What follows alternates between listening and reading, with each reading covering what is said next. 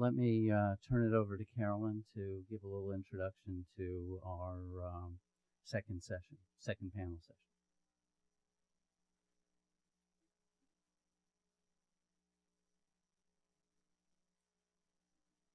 Can everyone hear me? Good. I'm going to try a lapel mic, so in case I move around, you won't lose my voice. We're going to talk about risk mitigation considerations. We're going to keep our discussion at a higher level, but very practical in terms of the issues before us, and certainly what we heard robust discussion about with the first panel. So the focus will be pre-exposure prophylaxis for prevention of HIV infection. Next slide, please. This is the agenda that I'll walk through, the background for the prophylaxis, and then the risks with it. And we've certainly heard some important details already. Potential strategies to mitigate these risks with PrEP, and then the challenges and considerations of these potential strategies. Next slide. So here's an overarching question. What is required for PrEP prevention of HIV infection? Next slide. There are three areas that we feel are critical, and they're all linked to adherence. First is adherence with a daily regimen. Secondly, adherence with safer sex practices. And thirdly, adherence with HIV testing, regardless of what the future holds for the frequency of that testing. Of course, prior to exposure, to pre-exposure treatment, and then periodically monitoring that status. The next slide. So what are the risks with PrEP for prevention of HIV infection? Next slide. The overarching risk from our perspective at this point is the risk of the development of drug resistance. If PrEP resistance develops, it will absolutely result in the loss of treatment options that have already been proven to prolong life for individuals with disease. If we look at AIDS in the 1980s and where we are now, I mean, it's just phenomenal. We've taken a essentially fatal disease, and it is manageable and considered by many as a chronic disease. Secondly, the spread of resistance in high-risk communities, and there was some discussion about that in the earlier panel. We've clearly got communities at higher risk based on education, based on economics, and where these individuals dwell is certainly at a higher risk for consideration. So the overarching question is, how could HIV prophylaxis be offered to the public and then concurrently mitigate the risk of developing drug resistance and losing what we have achieved collectively in the last 20 plus years? Next slide. The other area, inconsistent adherence, and certainly others spoke to this earlier. Adherence with treatment, the risk of intermittent adherence, and we don't clearly know the answer to that. Consistent, safer sex practices, daily treatment, and of course, adherence with periodic testing, regardless of that frequency, the way in which it's been studied, controlled, open label, etc. Overarching question, how to motivate individual adherence. Again, we're talking about just human behavior for the potential treatment and then monitoring to make sure someone continues to be seronegative while they're taking this prophylaxis. The next slide. Here's the fun part. Potential strategies to mitigate the risk with PrEP for prevention of HIV infection. Next slide. Potential education and training for prescribers. Two overarching issues that we believe would be fundamental, and that is that prescribers, whoever they may be, and we'll touch on that in a moment, is that they understand the development of resistance to this prophylaxis. If it's continued in an individual who were to seroconvert from HIV negative to HIV positive, if it's taken incorrectly and consistently, and then if the safer sex practices as supportive are not consistent. And then the need for prescribers, counselors, whomever, to counsel individuals who would be treated with PrEP about HIV infection. Adherence, importance of monitoring. The next slide. Potential approach to monitoring HIV testing. Could it be required periodically? Clearly, it's been studied as testing prior to exposure and during exposure. The frequencies differ somewhat, as you've heard now. Counseling individuals who seroconvert from HIV negative to positive, and each of the speakers this morning who presented clinical data to the extent possible. I mean, we're hearing that it does happen, even though it may be in small numbers. It happens, and it's a risk to be considered. Lastly, treat individuals who seroconvert from HIV positive to HIV positive, and certainly according to CDC guidelines. The next slide. Potential challenges and considerations. Next slide. This is a huge question, and it was mentioned in the first panel. Who are the target prescribers for this type prophylaxis program? Is it primary care physicians? Is it infectious disease specialists or other physicians? Clearly, we heard this morning, we are concerned about adolescents. Is it pediatricians? Is it pediatric subspecialists? That's a question that we hope to hear robust discussion about. How to target HIV negative population at risk. You know, you can't pick a single ICD-9 code and identify these individuals.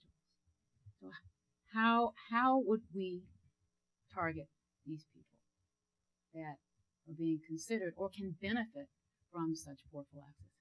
How to impact human behavior, again, and the need for strict adherence with daily treatment, safer sex practices, and, of course, the periodic testing. Next slide.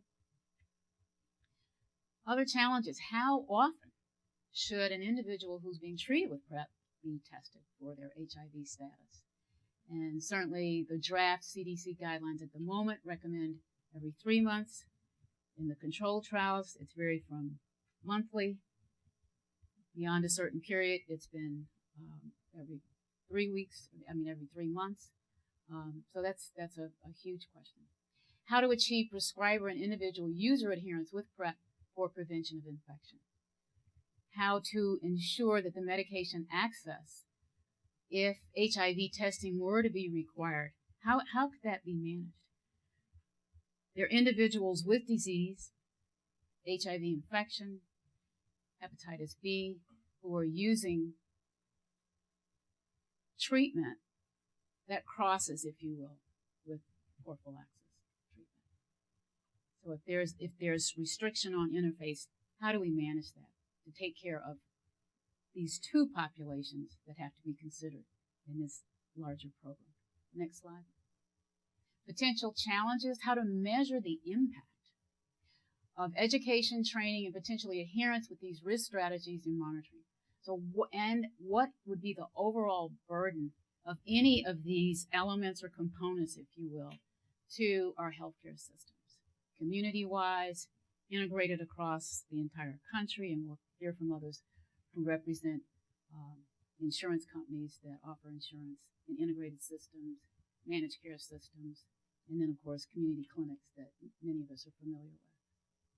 Next slide. I'll stop at that point, and the FDA certainly anticipates and is eager to hear robust discussion about these risks as well as potential mitigation strategies. Thank you.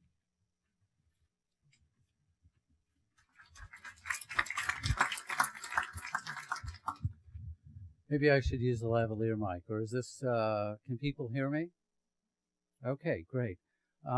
Before we started, in my prior life, before I became the deputy director at the forum, I was a drug development consultant, and I just wanted to ask, if I could, Carolyn one question and see whether she can expand on that. And that is, at least in my experience, is a relatively new statute that the FDA has at this point, very limited experience with. The statute only came into action about 2007, I believe. And the statute changes the authority that the FDA has over the pharmaceutical company and over the development of the drug, and continues it into the life cycle of the drug. And so I thought it might be useful if I could ask Carolyn to give us just a brief idea of what some of the tools that this regulatory authority enables the agency to do in relationship to the pharmaceutical company, just in a general way, what those tools might be. What he's referring to is a law that Congress passed September 2007. And the law is entitled the Food and Drug Administration Amendments Act. The acronym that many of you have likely heard is REMS. For the risk, FDA is the acronym for the law. And under that, in terms of the new authority that that law carries with it and grants to the agency, is to require a risk evaluation and mitigation strategy. The FDA, we love acronyms, so I'll again explain that. The risk evaluation and mitigation strategy is abbreviated REMS, R-E-M-S. And the statute grants authority to the agency to require this additional risk mitigation strategy beyond labeling. I think if you keep that context in mind, that's the key message I would wish to have you understand today about what FDA has offered to the agency to improve safety for the public. Now, that can be invoked pre-approval or post-approval. Pre-approval, certainly based on the reviews. Post-approval, based on post-marketing information. Of course, that comes from many diverse sources. The law has options for intensity, if you will, in terms of what that REMS program can look like. The law has a medication guide as an option. It includes communication plans, and it includes other elements, if you will, depending on what the FDA determines is the safety risk of the product under consideration for public use. Great. That's tremendous. What I wanted to do with this panel is set forth what I think were some of the issues that were raised this morning in Tripp's panel. Go through those issues and then see if I can have the panelists address them in a sort of structured manner. So I think what we've heard is, with regard to these mitigation strategies, there are certain tools that we have available to us. One of them would be controlled distribution of some kind. So the idea of giving a 5-day prescription and then not allowing the patient to get a renewed prescription, and then they engaged in some sort of risk counseling. I would call that a controlled distribution. There's also, we've talked a lot about the need for demonstration studies or clinical studies or further study of things. So that would be a second tool that might be available to us to mitigate some of the safety issues. And then I think, as Carolyn mentioned, the third tool is education and communication. And for each of these tools, we have a partner. So one of the partners is the pharmaceutical company. And I'm going to ask people to address the question of whether this particular, if they recommend a particular control or a particular tool from this toolkit, whether they see which partner they see as being most important for that tool, for the use of that tool. And the partners I can broadly categorize as the pharmaceutical company, what I'll call the public health or the clinical research community, the individual physician or the caregiver, and then in line with Carolyn's comment about med guides, the individual patient and what kind of education should be directed towards the individual patient. So with that said, what I thought I'd start with, since we have a reasonable amount of time, is to start with Monica and just have her give some impressions of this morning's discussion, perhaps some gap filling, some issues that may not have come up that she wants to specifically address, and then go down the panel with that, and then we will dive into the specific issues that were raised this morning. Thank you for giving us some guidance on this, because there are lots of places we could go. I will start with talking about the population that needs PrEP the most. And if we talk about the population that needs PrEP the most, it's young Black, African American, MSM from 13 to 29. I am from New York City. That is the population that the incidence has continued to increase, as has been said here before, between 2006 and 2009, and is continuing to go up in spite of all the tools in the toolbox. Having said that, it is the group that is least aware of PrEP, and at this point, least able to use it in the way that would be beneficial to them.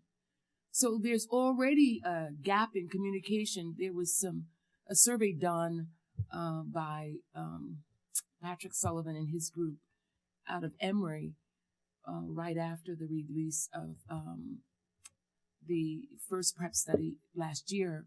And he did an online survey, and first of all, 1% to 4% of the respondents were already using PrEP. But most of the respondents, over 70%, were white males, well-educated white males. There were only about 8%, as I recall, Black males who completed the survey. A lot of dropouts. So we already have a gap in knowledge. And one of the things they asked was, did you know about PrEP before the release of this study? Not only did people know about it, but 1% to 4% were using it. So when we talk about education and communication and those kinds of things, we need to think of the strategies to reach the group that needs it the most. I don't have any difficulty with thinking about how to educate physicians. I am one, and I know the networks and circuits about how we get educated. Having said that, from the time something becomes the standard of care until it's in general practice takes decades, about 10 to 17 years, depending on who you read. So we have the networks there, but getting people to do it and having people who are willing to do it, those are some of the issues that are of concern to me. Great. Mike, I'm sure you have some thoughts about this morning's session. Yeah, I'm having a bit of a Zero Mostel moment, questions that would cross a rabbi's eyes, for those of you who remember Fiddler on the Roof. So this is all about implementation science. This is the true implementation. You have a clinical trial efficacy result, and you have to translate it into the real world, into practice.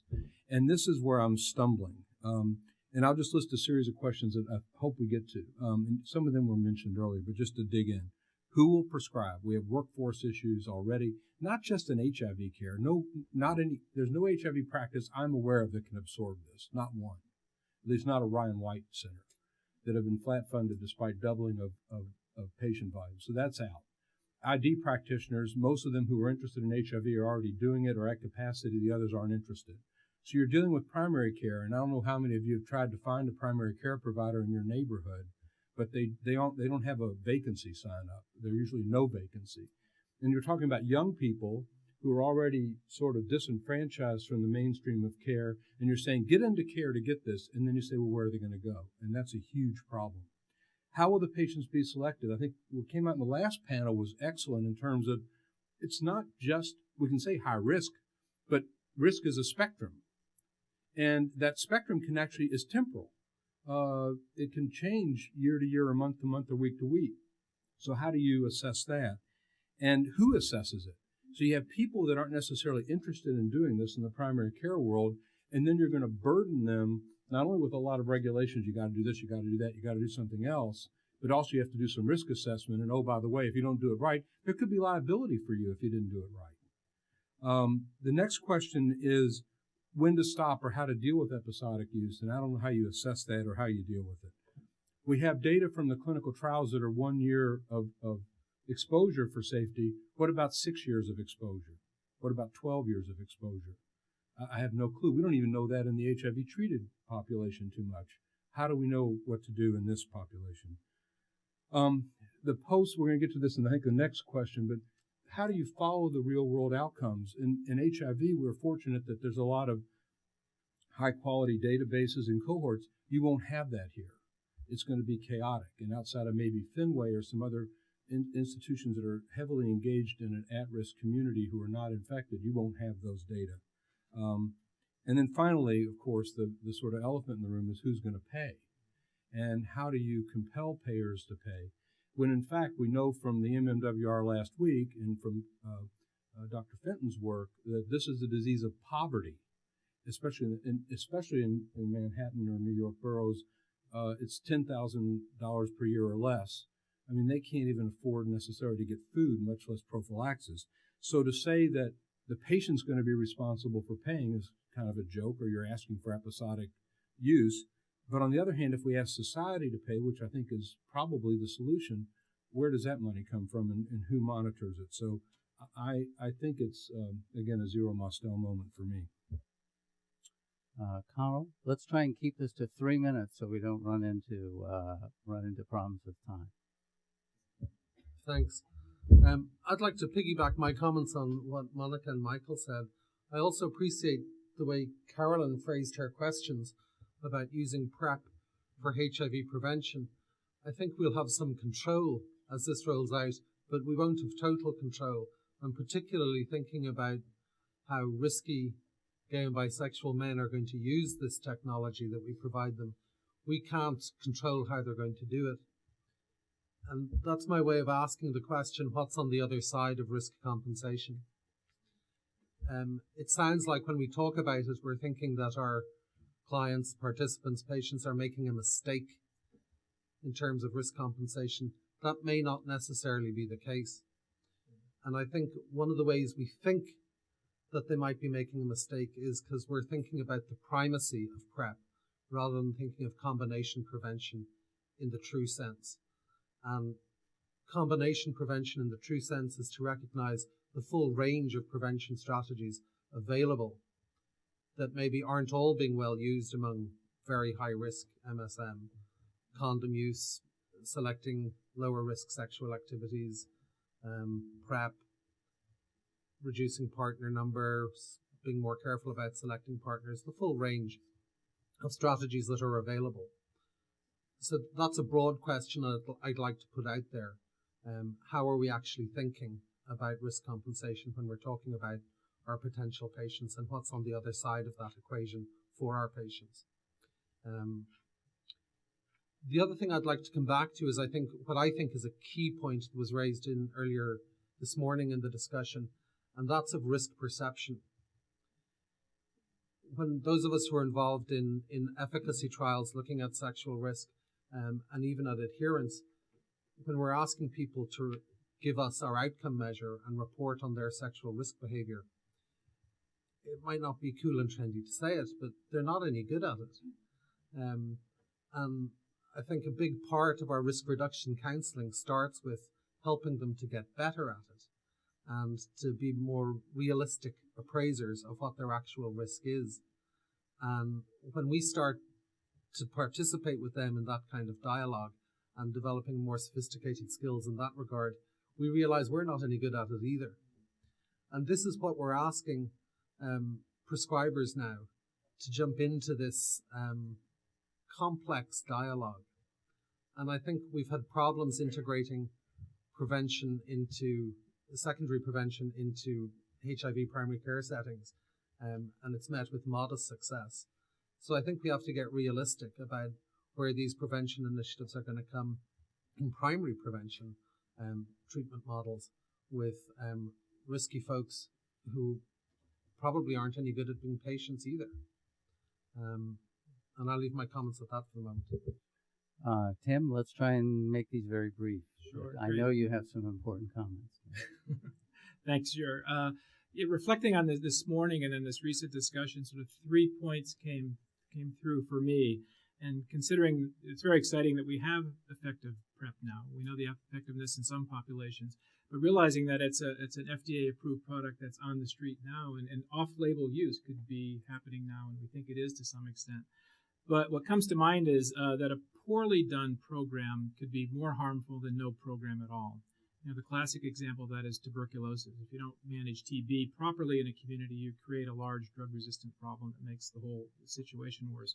So I think it's incumbent upon us as the global effort and the domestic effort to make sure we do good programs when we roll them out.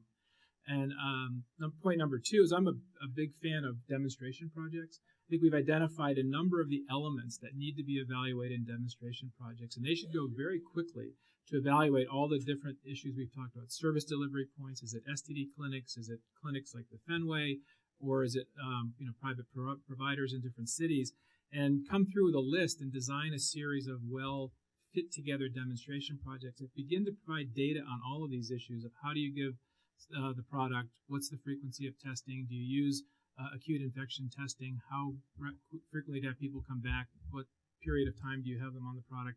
And if we do those quickly, I think within a year or so, you can actually have a lot of information that would define the state of the implementation science for PrEP. And having done that, it comes together that point number 3, we all need to work really hard to avoid that first MMWR report on a cluster of drug-resistant HIV transmission related to someone initiated on PrEP during acute infection, and due to risk disinhibition, we've actually created a bunch of drug-resistant transmission. You can imagine that first report will sort of ripple through the community and the literature and the lay press of how harmful this potential product could be. Callan? I'm struck by some things that I heard during the last conversation, and I think that one of the things that we have to think about is perhaps maybe we need to start with a different question. I think we're talking about how do we think about PrEP implementation, and how do we think about formulating these implementation or effectiveness studies to figure out how to control risk around PrEP usage, and how do we control risk of resistance development and risk of HIV acquisition through the use of PrEP. And maybe we need to ask ourselves the question of how do we facilitate sexual health with PrEP? And I think if we start at that construct, then we probably will ask ourselves, maybe the people that we're thinking about as the primary prescribers of PrEP might need to be a little bit different. And I'm really struck by the question or the thought that Doug Brooks said earlier in the session, and he said this is a biopsychosocial conversation. And if we think about it as a biopsychosocial conversation, I'm forced to remember a conversation that I had with some young Black gay men where they were talking about their thoughts or perspectives around PrEP usage. And the 2 things that they articulated during that discussion were, first, that they had a fear that their sexual partners might come into their homes and they see that the off-label or on-label, if approved, to provide a prescription, and they might think that they're HIV positive. Now, what's inherent in that comment is that they weren't concerned necessarily that about, or their more acute concern was about the stigma or the perception that they might be HIV positive, more so than about their risk of acquiring HIV. So if I have a prescription in my cabinet that could potentially protect myself from becoming HIV positive, I would rather not engage in that protective mechanism because my fear is that someone might think that I'm HIV positive. And that's an important construct to think about if we're thinking about implementing PrEP usage in communities where HIV stigma is still prevalent. We have to think about the emotional constructs that surround individuals' heuristics about PrEP usage. How do people make decisions about how they're going to use PrEP and whether or not it's a realistic construct for them? And then the other thing that they articulated was around adherence. And we all know that adherence is already poor amongst people that are HIV infected. And that's going to be an ongoing concern around people that are using PrEP for preventative purposes. And then going back to the comment around biopsychosocial, the heuristics around HIV risk is not a decision that's just around controlling risk taking. It's not just about how does this interaction potentially result in HIV acquisition. Sex is complex, and we have to recognize that sex is not just about reproduction, but it's also about intimacy and pleasure. And if those factors are going into our sexual decision making, how do our emotions and how does our cognition or how does our heuristics around our individual lives, our relationships in our community, how do those factor into our decision around PrEP usage and our ability to be effective at PrEP as an intervention? And I think all of those really kind of force us to think about who's going to be the main prescribers of PrEP in a different way. And it's probably going to be more of a multidisciplinary approach than a singular approach that includes primary care physicians, but also probably includes social workers, mental health clinicians, and probably community practitioners that can help individuals navigate those different processes and make the best decisions that are afforded to them. Thank you. I'm going to come back to our FDA participants towards the end, see whether there are some other questions that you may have. That said, let me dive into what Carolyn identified as one of the most important issues, which is resistance, which came up this morning. And as I was listening to it this morning, I heard Tripp summarize this as issues relating to acute seroconverters and issues relating to on-study conversion. And there was some discussion about the frequency of testing and some discussion about the methods for testing to identify both acute seroconversion. And by methods, I would include not only the testing, but some of the patient history information. And so again, getting back to the tools that we have controlled distribution, we have future studies, monitoring, some sort of aspect of that. Then we have education and communication tools, and then we have the partners. Should the pharmaceutical company be involved in this? Should it be largely the public health and research community that should be looking at this? What kind of education should we be providing to the individual physician or the patient?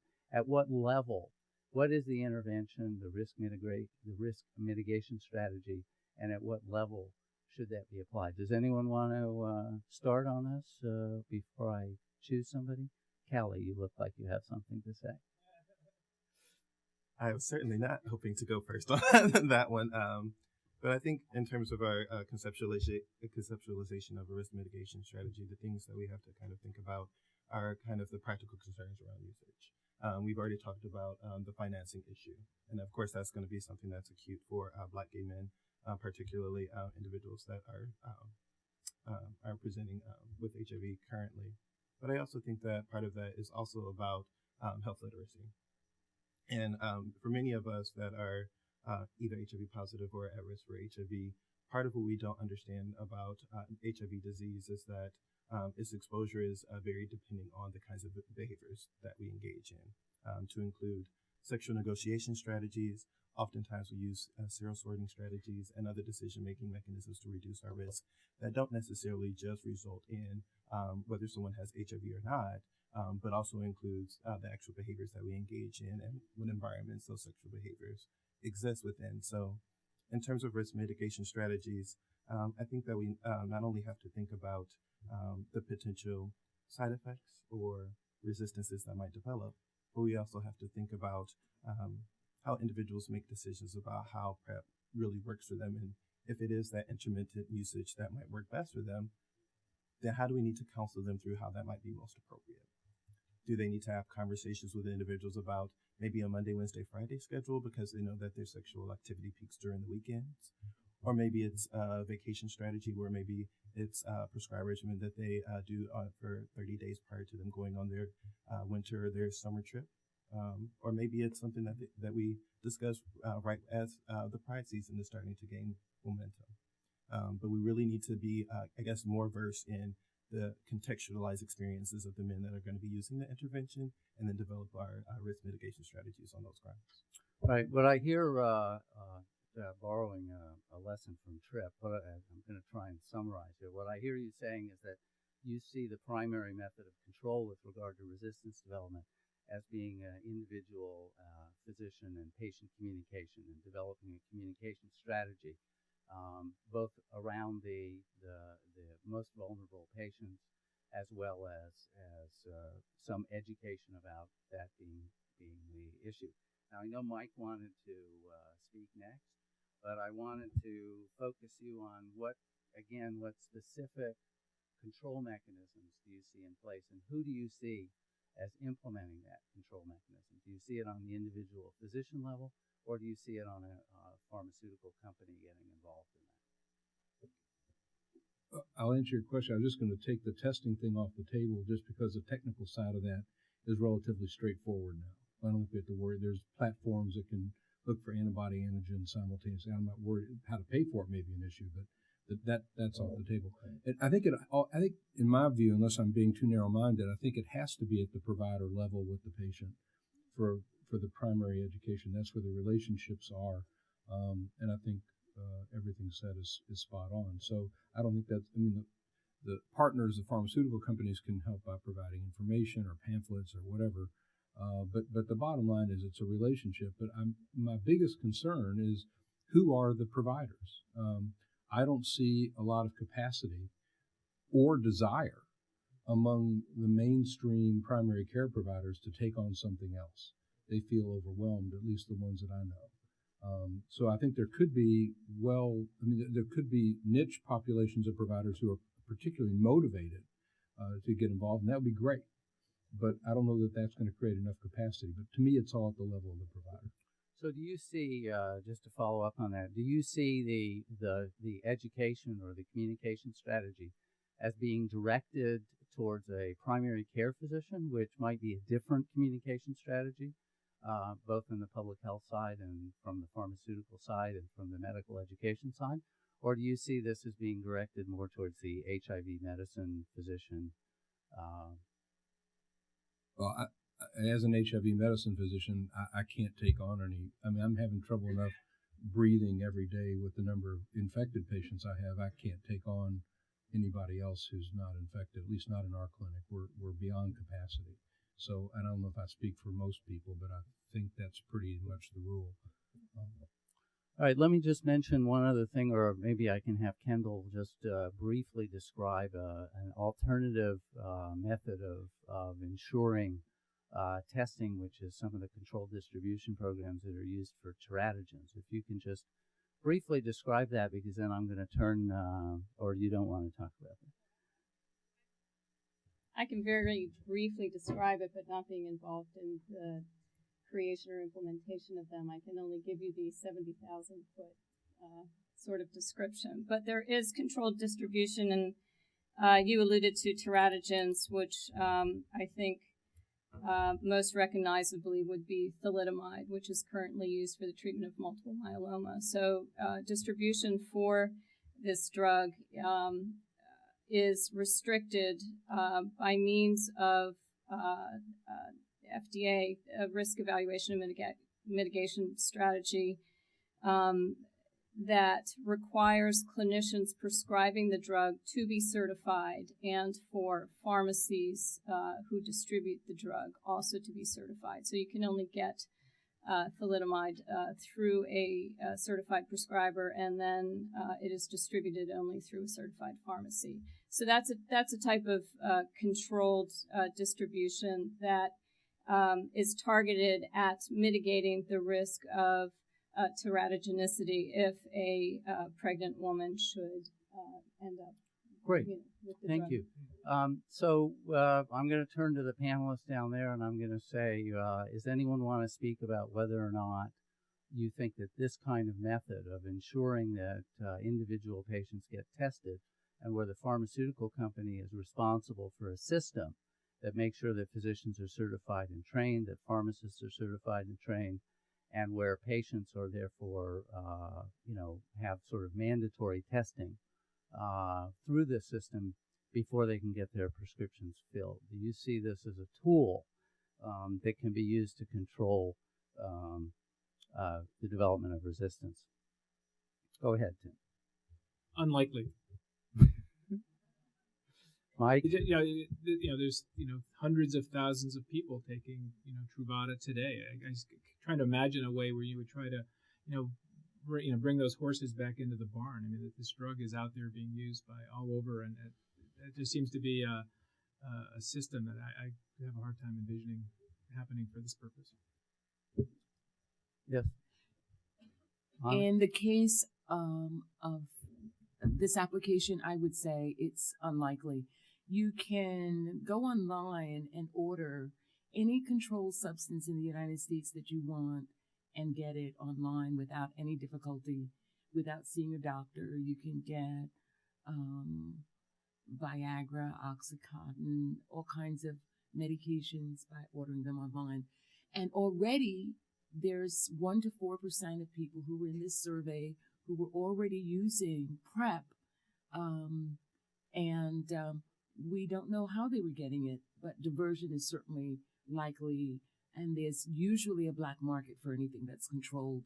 So I don't see how it can be done. Connell? To answer a slightly broader question, I think, just following up on what Michael was saying, that primary care is already maybe too overwhelmed to take on much of a prevention role here with PrEP, certainly unaided. And what we're looking at almost certainly is an integrated treatment model here, and maybe novel treatment models. I'm going back to the question of who are the very high-risk MSM that we're talking about, or who are the very high-risk people who are going to give us the best cost-benefit outcome for prescribing PrEP. And it's not just people who are high-risk in a vacuum, obviously. It's people with substantial mental health issues, substance use issues, poverty issues. And presumably they're being targeted, involved with, outreached to, and involved in some level of care already. And some of those service provision people and providers may already be in the business of counselling around prevention. And maybe it's a question of establishing meaningful, functional, strategic alliances from the medical providers to get an influx in that kind of way and develop some creative treatment models there. Maybe there's more capacity there for counselling around sexual risk reduction and adherence to PrEP. Now, let me just do a follow-up question there. Connell, I to a certain extent hear you saying that because this population is difficult to reach to begin with and is not involved in the medical care community, there might actually be a risk of not being able to reach this community if you put in some sort of controlled distribution plan that we've discussed. Is that, have I? That sounds right to me, and I think even in the exercise of some of the clinical trials, the recruitment difficulties and obstacles that have to be overcome to get the sample speak to that too. But also those of us who are working in with high-risk folks see the multiple comorbidities and the barriers that throws up. There's a complex interaction here too, that those things that incline people to be risky are the same things that would interfere with adherence and interfere with regular engagement in care. So I think we have to be careful here. I work at Harlem United, and we're a primary HIV testing, routine HIV screening provider in Harlem and the South Bronx neighborhoods. And one of the things that we've had articulated for many of the young Black gay men that we try to get into routine HIV screening is a perceived barrier to routine HIV screening, basically mounted on the backs of pre- and post-test counseling. They understand that they need to routinely test, but they are resistant to coming in for repeated testing because they acknowledge that they have to spend 20 to 30 minutes talking to an unfamiliar person about their sexual history, keeping in mind that we already have information that says over 50% of gay men are not out about their same-sex behavior with their primary care providers. Now we're bringing these individuals into an environment where they're talking about their sexual experiences just to get access to an HIV test, just to get access to their knowledge. And then we're forced to think about Dr. Sack's question, who are the providers? So if you're walking individuals into an office and you have all of these protocols and this structure, we have to be really very careful about putting on too much structure that restricts access. So if we have all of these protocols and individuals have to go through this very complex process just to get access to the very mechanism that's going to keep them safe, then in essence, aren't we just restricting access to the very tool that is going to help them survive and protect their sexual health? So again, I think that the question is more about what are the mechanisms that we need to put in place that really facilitate sexual health? And of course, the question about how do we control risk is important, but I think we have to think about the facilitative aspect as opposed to just the risk mitigation aspect. Monica, did you want to? I have an issue with testing in general, but I'm not going to go into that in great detail right now. Telling someone to come in every 3 months to test is assuming that you're going to keep on having the risk behavior that made you need to test in the beginning. And one of the things that I have found out by doing one of the largest jurisdictional testing in the United States in an initiative called the Bronx Knows is that in the communities where I was doing the testing, people think the very act of testing infers protection on them from becoming HIV positive.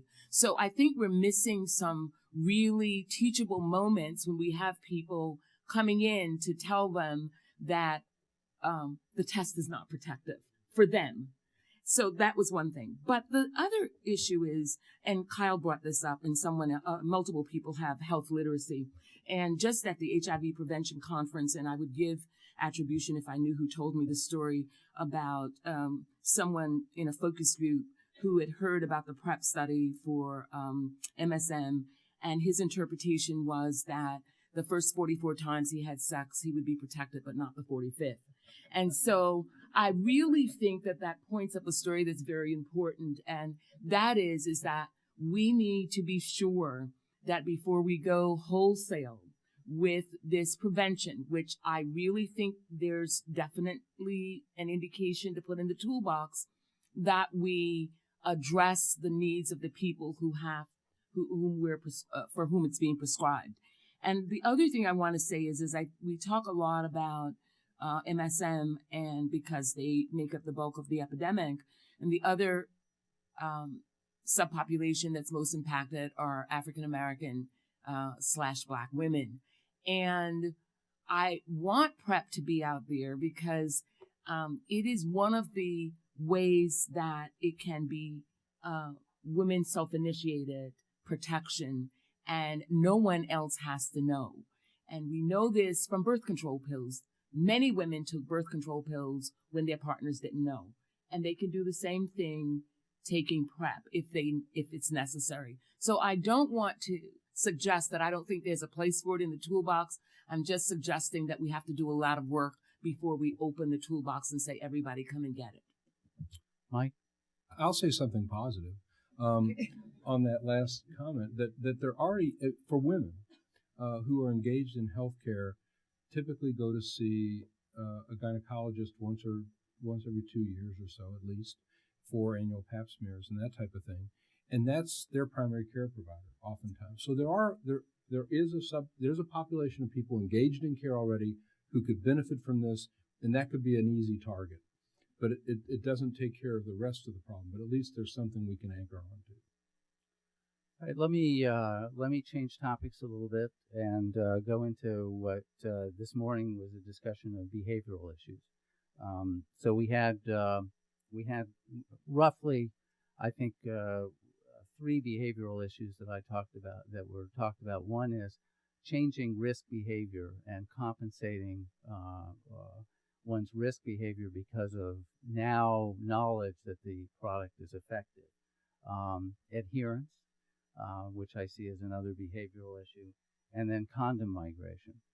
What do you see as the tools to both evaluate and control this risk, and who do you see as the partners that may be helpful in evaluating this risk?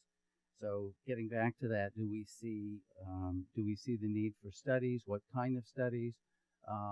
Given the fact that I heard this morning that the studies that have been done were done in a placebo-controlled environment. And is this part of some sort of mandatory risk counseling? How is that implemented? How do you see the various different players and partners in the healthcare system helping us with this? Tim? Yeah, well, thanks. That's obviously the really hard part of this, I think.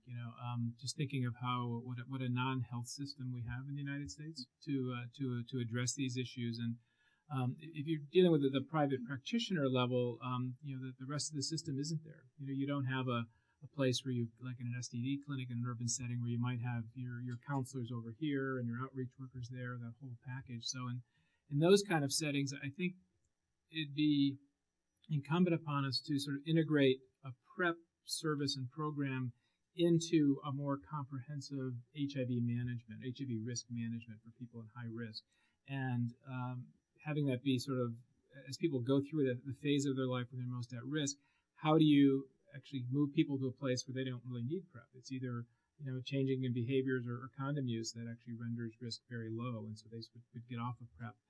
How do you put those pieces together is going to, I think, vary tremendously on the setting. Again, if you're at a clinic that's providing a lot of service for gay men, you could probably have those things there, and you can have a comprehensive risk reduction program that you would evaluate in different stages.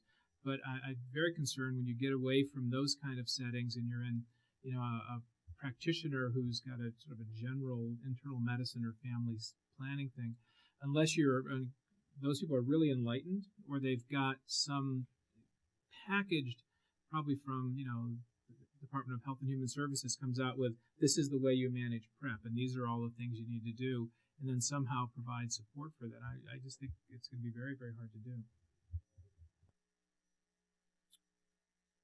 Anyone else want to address this important issue? To follow up on that, there's a very rich body of work from the implementation science on sexual risk reduction counselling and on adherence training, and I think that in its implementation it does have more functional outcomes in community centres that are well placed to provide that kind of service rather than in under-resourced primary care centres. I think for the I'm not sure the best way to say it, so I'm not even sure what it's going to sound like, but I'm just going to say it. Moving some of that adherence work and some of that sexual risk reduction counselling work into a medical setting may not be the best way to go here. It may reduce the amount of time we can spend on this. It may change who the service providers are. It may require this work to be done in the context of a very different kind of relationship. And it may compromise the overall combination prevention package. Certainly PrEP has a role, but if we insist that PrEP is the primacy of PrEP, then we might actually be doing a disservice to some of the other prevention packages, parts of the prevention package that are already there. I understand as I say this that this may be more true for some of the services that are available at community centres to gay and bisexual men than might be available to isolated rural medical settings. So I think the only thing that I think I've just now decided that the drum that I'm going to beat for the next 90 days is going to be around a multidisciplinary approach. And I think that is because the more and more that I hear us discuss these issues, the more I recognize just how overwhelmed the healthcare environment is and how really almost impossible it is going to be for us to mobilize PrEP as an intervention within a clinical environment. And then I'm forced to continue to remind myself of the point that Doug brought up earlier, and that is that this is biopsychosocial, that there is a lot of heuristics that are going to come into play when individuals are trying to decide how they would use PrEP. And perhaps clinical social workers or clinical psychologists are the best primary care providers of PrEP as an intervention. And of course, Dr. Sag asked who are the providers. We already know that there are limited access to primary care providers and infectious disease specialists. They're already overwhelmed. How do we really interact with, okay, there's 1.2 million people living with HIV. How many more millions of people are there that would be using PrEP as an intervention? How do we find enough providers that can really meet their needs? And I think that there's far more access to clinical social workers than there are to primary care providers and communities. And that's probably a better environment for people to get access to the kind of emotional and cognitive care that they'll need to really be able to determine how to implement this intervention in their everyday lives. And finally, I would just want to say that in kind of how we conceptualize the use of PrEP in individuals' everyday lives, I'm forced to really think about really the end user. And when I think about the end user, and I think about Dr. Sag's point about the OBGYN, is every 2 years seeing your OBGYN and having that 30-minute interaction really enough to divulge into all the issues that interact with making decisions around sexual health and PrEP usage. And if we say that that's enough on the clinical perspective, how do those behaviors and how do those messages and how do those risks and mitigation strategies and risk evaluation, how does that get implemented in the in-between time, in the interim? And I think that we probably are not thinking enough about how we mobilize the behavioral health and mental health community, particularly because many of us are left wanting in terms of access to mental health and behavioral health already. But I think that that's an area that we should probably look at more at increasingly as we think about how PrEP would be of most benefit to people in the community. Mike. Yeah, so I'll echo that and say that I find the argument or the proposal that this kind of be a holistic approach to sexual health. It makes a lot of sense to me, and I'm thinking about, well, who has time for that? Who has the support? Who has all that? Maybe I'm looking at the STD people. Maybe it starts in an STD clinic concept. They already identify people at risk. I was struck by the study from Africa with the number of incident STIs that were showing up on day one. Those are the people, I guess, if they're seronegative for HIV, are at highest risk. You already have a structure. I don't know what the capacity is in STD clinics. I suspect you're overwhelmed as well. But at least there's something there that could be converted into a quasi-sexual health medical home of sorts where this can be discussed. And we're still going to be missing a lot of people, right? But maybe that's part of the solution, and maybe it's kind of a mixture, maybe demonstration projects that could start there. I think we're going to have to crawl before we can walk on this, and but it's a difficult implementation challenge for sure. Monica? I agree with Mike and with Kyle that a multidisciplinary approach would be a good one. If we look at models that have already been used dealing with other behaviors, we can borrow from just the way it was discussed with medication, thalidomide, and by the way, Accutane was the one that I was thinking of. The I Pledge is another model, which is a very good model as far as I'm concerned. But looking at a biopsychosocial model, borrowing from another behavior, which is very difficult for people to an addiction, cigarette smoking. It has been shown in multiple studies, and the literature is replete with studies that show that a very brief intervention by the primary care provider is more effective than it being started by the social worker or the HIV or by the counselor or anyone else. If you start with the provider, and then you have this other team, that can also be involved in the treatment, you get a bigger bang for your buck than starting with someone else. I don't think that physicians and other clinicians should be out of this loop. It is very important for the deficit that physicians and other clinicians have with dealing with sexuality, because we're talking about sexual health now and sexual pleasure, but there are many other factors that go into it, and people are having sexual dysfunction but want to be sexually healthy through the life cycles now, and we shouldn't let people off the hook because it makes them uncomfortable. People can learn to do this. If you can get through medical school, you can learn to talk to people about their sexuality. My husband didn't make beds for years. He's learned in the last 5 years. I'm not there. So let's not let people off the hook because they don't know how. They can learn. All right. Okay. Let me move to another issue that I think we may not be able to get through all of them because we've had so many important comments here. But let's talk a little bit about target populations and risk benefit, and some concerns that PrEP, might be used in a population in which, in fact, it doesn't overall provide a benefit given some of the medical risks. And we had some discussion about risk-benefit ratios, and so how do we, what tools do we use to make sure that the right population is being reached, and how do we go forward and assess risk-benefit ratio in that population or another population? Tim looks like he wants to.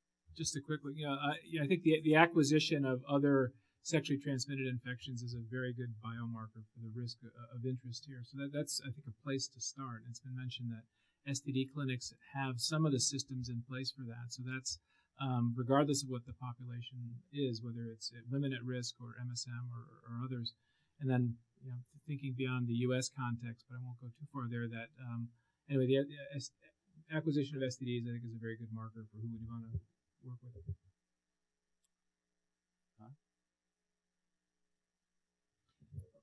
I'd like to echo that too, and I think that gets beyond some of the difficulties inherent in asking people to report on their sexual behavior, and particularly to report on their sexual risk behavior. I also think that in addition to targeting that particular patient population is going back to the point I made earlier about seeing if we can filter in people who may be at particular risk because of other profiles, particularly substance use profiles that may be linked to sexual risk and maybe mental health too. And just, we're talking about, let's throw in some good news here. There were a couple of recent surveys done, one in Boston with a diverse sample of risky MSM and one in New York. And 70 and 80% of the people surveyed there said they'd be interested in using PrEP. So I think we can ask people to identify themselves as well. So I think provided that the conversation is really about who we should target, not about who should have access. Of course, I think that all MSM that are at sexual risk for HIV should have access to PrEP as an intervention. But I think in the way that we kind of figure out who PrEP is optimal for kind of starts with what Tim and Colin said. It is going to be probably those individuals that are presenting with STDs and those individuals that perhaps are polysubstance users or have other mental health issues. But I also think that it's time for us to take a step back and also look at it from a cultural anthropological approach and think about those people that are having environmental risk. And these are the people that Dr. Sweeney talked about earlier. If we're thinking about women that are in relationships where they might be experiencing domestic violence and they don't feel that they have the independent ability to make decisions about their sexual risk-taking, perhaps PrEP is really an indicator for them, or for the survival gay men that might be using sexuality to get access to housing or get access to food and nutrition or get access to employment opportunities or just a couch for the night. Perhaps those are the individuals that might benefit the most from PrEP as an intervention. So I think not only do we have to look at the symptomology that presents in STD clinics and who those individuals are who are presenting with mental health challenges, but we also need to look at the people that remain at risk on a daily basis just because of the environment and the contextualized values of their everyday lived experience, and how might PrEP be a realistic mechanism to protect their sexual health.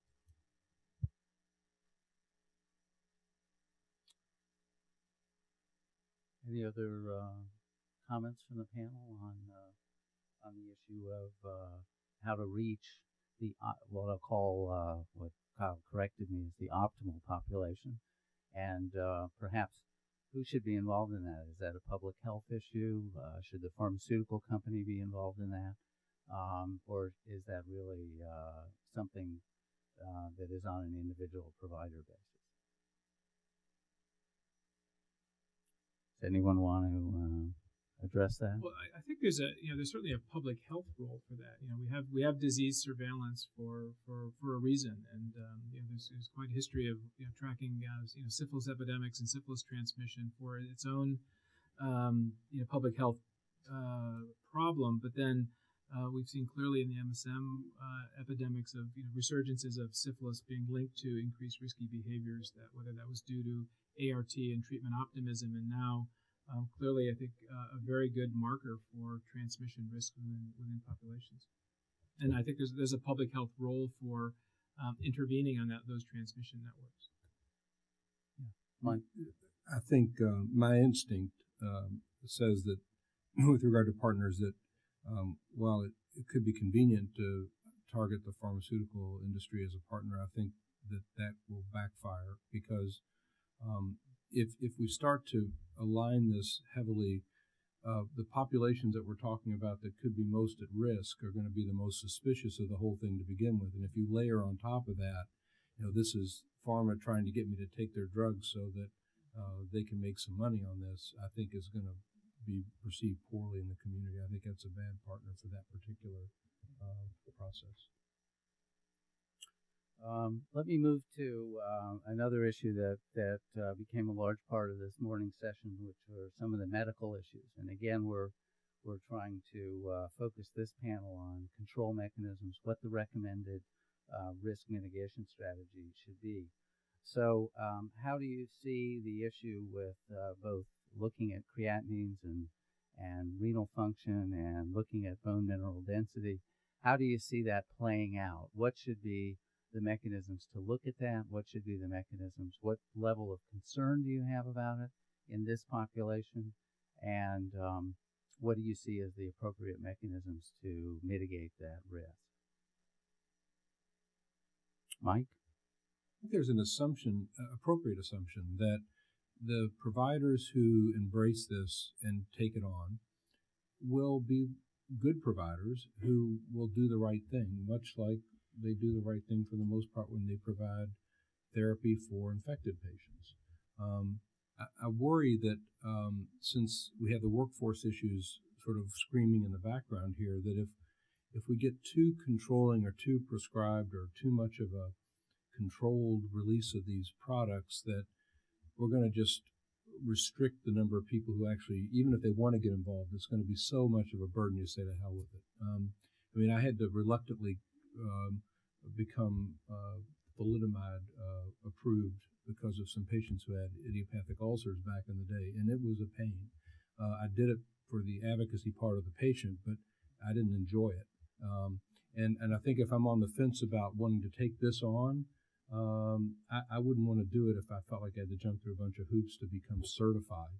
I either can do it or I can't. I should, like any other thing I take on in medical practice, I should feel internally compelled to be knowledgeable, and guidance is good. I welcome a list of things that I should be competent at or should know about before I engage, but requiring me to become certified, I think, is just an extra barrier in a setting where there aren't a lot of people who are going to be jumping into this anyway. I think we do have some model. I mean, the way we learned how to manage the prevention of mother-to-child transmission over the last couple of decades, OBs didn't know how to do this, and it was a new tool, and it took training, and there was a whole program to train OBGYNs the proper management of HIV-infected women. Not quite the same, but the way we've learned how to use HIV rapid testing and what's the best settings for those, and how to use oral fluid testing. I mean, there are experiences where we've had new technologies, figured out how to engage different parts of the community, and with varying success. But I think we could build on those to develop a sort of a package of support services and training for those practitioners that are prepared to take on PrEP. I think in the beginning, until we know a lot more about what happens long term with people on PrEP, we're going to need to have some controls and protocols and long-term follow-up for people who in fact do take it a long time, who are using it as PrEP. I'm thinking of some of the people who are on antiretrovirals now that you all know a lot about already, but there was no way to know early on that it was going to have all of the side effects that are now showing up after people have been on it very long periods of time. And one of the things that could be an outcome of this actually could be to find out what the medications do in HIV-negative patients, because a lot of the consequences of being on ARVs, we don't know, or people who are HIV positive who are on ARVs, they have a lot of comorbid conditions that we don't know if it's due to the HIV or to the ARVs. We should really be able to say you can be on the ARVs a very long time and these things won't happen. And in order to do that, we would have to do some demonstration projects or some long-term follow-up. That's where partnership with pharma would be appropriate, I think. And I think if we all had our way and the Affordable Care Act continues to be implemented as it's currently designed, I think it offers an important mechanism for us to think about perhaps making more widely available, and that's the annual wellness visit that is going to be prescribed with the Medicare plan. And that we'll bring people in on an annual basis and do an assessment of their entire health profile, hopefully including sexual risk or sexual health. And that will offer an opportunity for very important conversations about what kinds of potential mechanisms might be of optimal benefit to that individual. And I think we also have another mechanism that we need to think about, particularly as we think about younger people that are at sexual risk for HIV. And that is, the one good thing is that a lot of kids are required to get vaccinations before they come to school every year. But even more importantly, people that are playing sports have to go through a physical before they start on the sports team. So what if we moved into an environment where people were required to go through some kind of annual health assessment before they started school every year? Or what if we mobilized and created health teams that went into work environments on an annual basis and provided health assessments at least once a year to their entire workforce? I think those kinds of structural interventions at the community and at the population level could provide some great opportunities for us to do these kinds of conversations where we're engaging people in the full context of their lived experiences and perhaps tailoring kind of their recommendations for whatever kind of mechanisms would achieve optimal health benefit for them through those mechanisms. Kendall, yeah, I have a question. I'd like to get some feedback from the panel if I could. I mean, I'm hearing lots of great discussion today on all aspects of PrEP, and particularly from this panel discussion on actually the need for an infrastructure for implementing PrEP, that there really isn't an effective infrastructure in place, and that just the idea of putting an infrastructure in place is difficult to come up with a workable plan. Primary care physicians, gynecologists, primary care providers for MSM are some of the models that have been thrown out, but that to implement the program successfully, you don't just need the prescriber, you need ongoing counseling, perhaps best provided by some kind of social worker, where you have ongoing behavioral counseling on adherence, safer sex practices, and more importantly, maybe sexual health and education about sexual health and just education of the individual on the broader range of health and sexual health. I think that creating an infrastructure and allowing those who need it most access to care really prohibits any idea of any kind of restricted distribution, because the people who need it the most are often the hardest to reach and the most disenfranchised and the most challenged economically. So, and I'm just summarizing what I've heard, but I just want to take this one step further, because it sounds like ongoing education, and once you link a person to care, you know, the ongoing need for care and for that education. I'm wondering about web-based strategies and what people think about web-based strategies as it would fit into that type of infrastructure. Would it work? Is it possible in today's healthcare settings, or any other thoughts that you have about that kind of idea? You mean web-based for education or for daily management? It could be either, actually. My thought is that for some providers that would be welcomed and would be used. I don't know how much uptake there would be. I mean, again, I'm trying to imagine who is this person who is going to embrace this with enthusiasm. And I think it's people who are already motivated and are already working in some way with the populations at risk.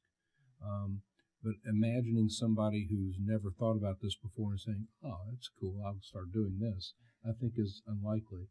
So then the question is, among those motivated people, I think access to information is going to be key, and they're going to want that, they're going to crave it, they're going to want some guidance, and so I think a web-based strategy for them would be good. And maybe, I don't know about for patients, a lot of the patients we're talking about aren't going to have access to the web, or if they do, it's going to be maybe limited, but I think as much as we can do to provide access to information would be important. Colin? I think many of those questions that you raised are on the money, and I think they're a question for the implementation science. And one of the questions we're charged with in this panel is what may be some of the studies that are needed. And a point that was, I think, well made in this morning's panel is that the clinical trials are not the best avenue for assessing risk compensation, for example. And smaller scale efficacy trials may well be very well placed to answer that when we have an idea now of the potential efficacy of PrEP and an idea of what the real world implementation biases in the people receiving PrEP are going to be. So I think that needs to be evaluated in the context of what's the best, most realistic kind of risk reduction counselling we can provide to people. Another obvious part of the implementation science question is adherence. the adherence rates in IPARCs, for example, were modest and really attenuated the effect and restrict our ability to draw some of the stronger scientific conclusions from that kind of study. And I think hitting people with the best intervention for adherence that's going to be sustainable in the real world settings where these very risky folks find themselves, and having a care and a thought to who the best providers are going to be. If it's not going to be physicians, could it be nurses? Could it be medical case managers? Could it be prevention case managers? So that we get really good answers to these on-the-money questions about what's the adherence technology, what's the dose that's needed, who should be implementing it, where should it be implemented, and who can benefit most from it. I'm not sure that we have good answers to those questions yet. Monica?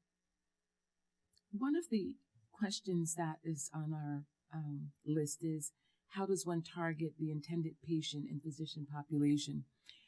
And we have the data already. It's available almost down to the zip code of where the community viral load, certainly in New York City we have this, of where the community viral load is highest, where the incidence and prevalence is highest. And so it seems to me that if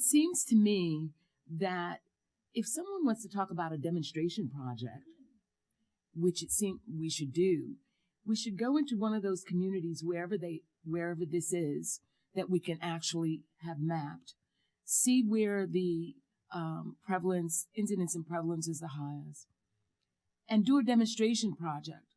And if you do it and put some money in it, because you will need money, to train the clinicians,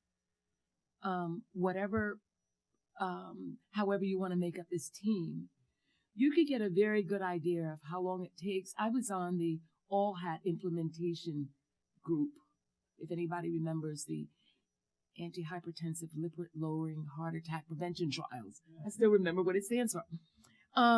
You can get people who will teach the physicians or clinicians, whomever they are, in the protocol.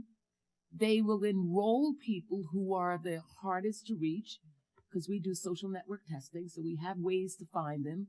And Harlem United, under Kaylee, is doing some of this.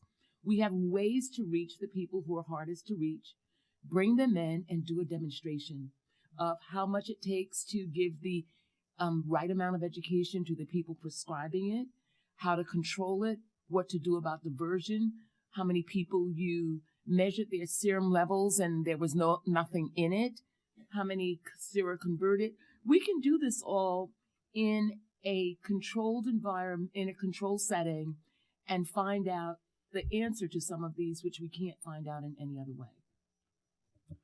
We do have to go to audience participation and some questions from the audience, so the audience should be prepared. We will have some mobile microphones, but Mike, if you can just have one quick comment that we haven't really talked about, and just very briefly to think about. We talked about the ripple effect and the impact of a transmission of resistance that would sort of send shockwaves. I think more likely to occur before that maybe is a single case of renal failure.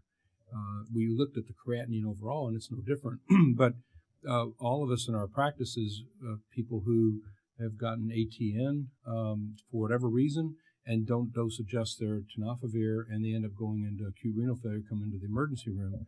And that liability question is going to send a potential shockwave through providers who are already maybe reluctant or hesitant, and then all of a sudden, boom. And I'm not saying they're going to get sued necessarily, but the thought of that, and in fact, reaches in a public domain newspaper kind of thing, I think that's something else to consider as just a possible reality, if not a likely reality, in sporadic cases. I have one question over here. Rob, can you, and if you could please introduce yourself so that Okay. when we have the recording, we know who's speaking. Thank you, Robert Reinhardt here. I just wanted to comment on the FDA portion of thinking about these things, that when we think about these REMS light sort of interventions like communication and medication plans, there is some example that gives us good lessons about issues like risk compensation and being able to communicate, especially with teenagers. For example, in the Gardasil example of people's fears about encouraging sexual behavior and risk, and what the kinds of things that we might take from that in terms of this particular population, this intervention, is that the sensitivity and competence of those communication plans would have great value by having input from people like Callie as one of the reviewers and other community organizations to make sure that they are really communicating in a way where people comprehend what they're listening to. But when we start talking about the stricter elements to assure safe use, I personally get a little worried about mentioning examples like Accutane, thalidomide, or the opioid drugs, because they had reached and exceeded a statutory threshold of being able to invoke that intervention, which I think we heard from the panel this morning, and in other ways it's not necessarily reached at all here. And I thought the point that Mike meant, are we going to really scare away people from doing things like getting certified or a patient from registering because they fear the stigma issues? That is a way to sort of, squelch the benefits of the intervention. Thank you for that comment. And Dana, I believe you have a comment here. Should I read what you said, or go? Do you have a microphone? Okay. Thank you, Dana Van Gorder. Well, I wonder what people think about, we've sort of talked about, the potential for STD clinics to be involved in identifying people who would be good candidates for PrEP. But in San Francisco, where we're contemplating demonstration projects, we're sort of looking both at, our kind of key STD clinic and our key HIV testing site that's serving MSM. And I think one thing that's important for us to remember is that we don't want PrEP to occur in isolation, in the sense that we have a goal now of trying to make sure that we're linking people who are HIV positive to care and treatment. And so the ability to use a testing site in a way that permits you to either, triage somebody into PrEP if they're interested, or to make sure that they are linked to care and treatment if they are positive is extremely important. So I just wonder what people think about the potential role of testing sites as a delivery site for PrEP. I think we're getting general agreement from the panel that that's an ideal spot. Linda, since Kate is standing there with a microphone. Thanks.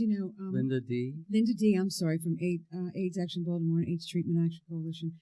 I was getting ready to burst. I was trying to save this for the demonstration project section, but Cornelius danced around at Callie, Monica, and Monica almost got to it at the end, I think. But, I'm from Baltimore, and we have our largest problem area at this point is African-American MSM. And, there are different barriers and different issues in that community that we really need these demonstration projects to flesh out. I mean, you have anecdotal evidence, Kelly, of all of this stuff that a lot of people don't know. And if they don't read it in a medical journal, it ain't going to be real to them. It's not going to, they won't take it to the bank. So what, I think that not only, I think industry's role in this is not only to provide the drug, but money for support services to these demonstration projects, and not just the drug. I mean, I think they need to do a little more. And those demonstration projects need to be elsewhere besides San Francisco and Boston. They need to be in Baltimore, in New York, in Atlanta, in places where the real epidemic for African-American MSM whatever. Anyway, the other thing is the interdisciplinary stuff, or that concept. We have a great federally qualified health center in Baltimore that does mental health work, that does HIV testing, that does HIV care, that has an STD clinic. They have a great psychiatric, psychosocial sort of program there. So, one of the ideas that we had from another hat that I'll be talking about this afternoon with the Fair Pricing Coalition is for industry to provide drug to these centers, where real people from the African American community go, where people that treat them look like them, where people that are their peer counselors look like them, to give not only the 340B price to these centers, but also to give ADAP type rebates, which would make the drug considerably less. and also to provide HIV testing. So I think for these places, these centers, I mean, those are the kind of industry roles that I see. I mean, I can't imagine industry certifying doctors or some of that other stuff that we've talked about. But there's definitely a role that is more than just providing drug in these situations, I think. All right, let me take 2 more questions, and I think you just answered the webcast question about what were the roles of community-based organizations. I think we have a question over here. Yeah, hi, Michael Allerton, the Permanente Medical Group. This has been an incredibly rich panel, and just about every point any of you made could be an entire conference in and of itself. But, Mike, you made 2 comments that I just can't let go by. The first one was in terms of capacity in clinics, and you said you weren't aware of a single clinic. Well, our San Francisco Medical Center is already building on the communication strategies between primary care providers and the HIV clinic that were set up for PEP as to roll out PrEP.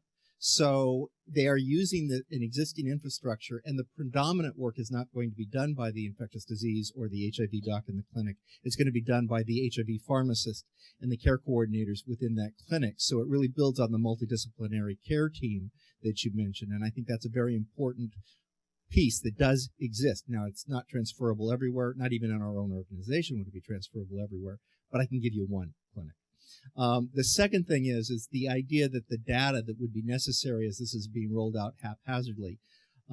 We account for 8.8 million people nationwide.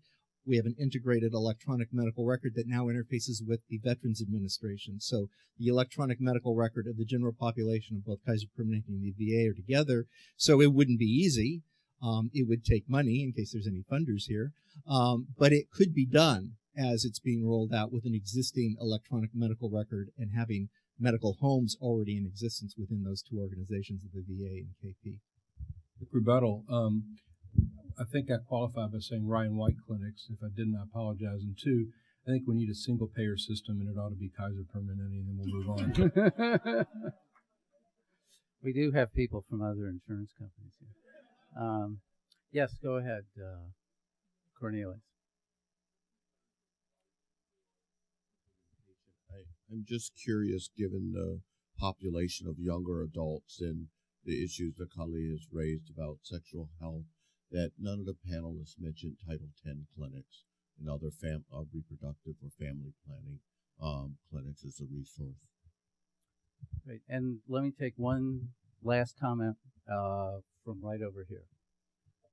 If you can introduce yourself. My name is Jaime Martinez. I'm an adolescent medicine attending, and I also work at one of the Adolescent Trials Network. We're actually one of the only sites, Chicago is, conducting PrEP with young men who have sex with men 18 to 22. With respect to the analogy to HPV and its rollout, if you look at the rates of HPV vaccinations, particularly within minority communities, has been very, very poor. So that we really need to take heed to what Mr. Lindsay said, that we really need to look at sites that have multidisciplinary settings. There are already sites across the country that have infrastructure. The HRSA sites that Michael discussed, they've been flat funded, have actually infrastructure to be able to provide this multidisciplinary approach. But again, they've been flat funded and they're overworked. The Adolescent Trials Network have forged community partnerships, and I think that's what's needed to roll this out. Through their Connect to Protect programs, through the Adolescent Trials Network, getting community leaders and community agencies to work with clinical trials groups to be able to address prevention within the communities. And I think those sites can also be very well set up with the appropriate funding to be able to carry out demonstration projects. So I think that there's sites that can deliver developmentally appropriate care, particularly for those most at risk, that is, young men who have sex with men, particularly within minority communities. Well, thank you very much for helping us with this conference, and thank you to the panelists.